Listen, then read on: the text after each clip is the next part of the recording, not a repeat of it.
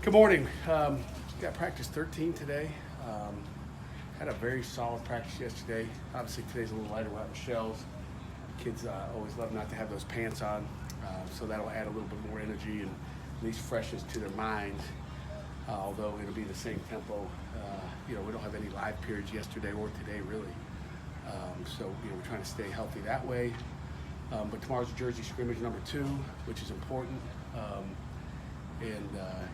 It's just like game day, try to keep it a little fresh before game day. Tomorrow's a big day. Tomorrow's our last chance to really, make that move on the depth chart. I think, there'll be some different moves or solidification of the depth chart after tomorrow. And then next week we get into a lot of game planning and in preparation for Virginia, as well as continue to, work on our trade. So questions? Which position group in the scrimmage tomorrow will you be watching closely? I'll be watching the quarterback to make sure he doesn't get hit. That's the one I'll be watching because it's always intense out there on game days. Always scares the heck out of me. But the tape. That's what the tape is for. I'm looking for details. I'm trying to watch where the ball is on offense, missed tackles. It's not like I'm watching a position. The film is for that.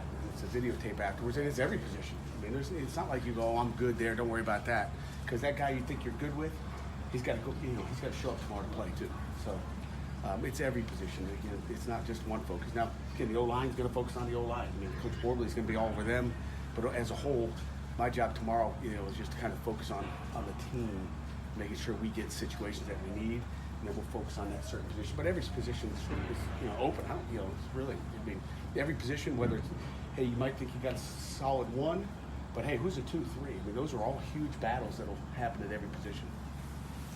When you guys brought in Mark the offense, how important was his kind of multiple style week by week? How important was that in kind of your decision making and bringing him in? It was important, obviously. When you look at hiring a new offensive coordinator, you're looking for some diversity as far as what he does.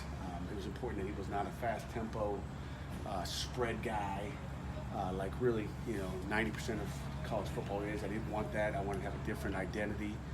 So he gives you the same identity of a pro style that likes to run the power, that's going to do things, the old school with a little flavor of some new stuff. And I think that's what makes it.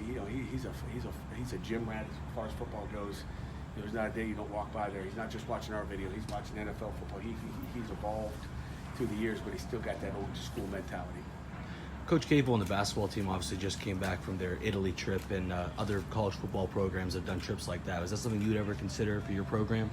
You know what? I'd consider it. I'd love to go to Italy. I'd love to go back to the home country.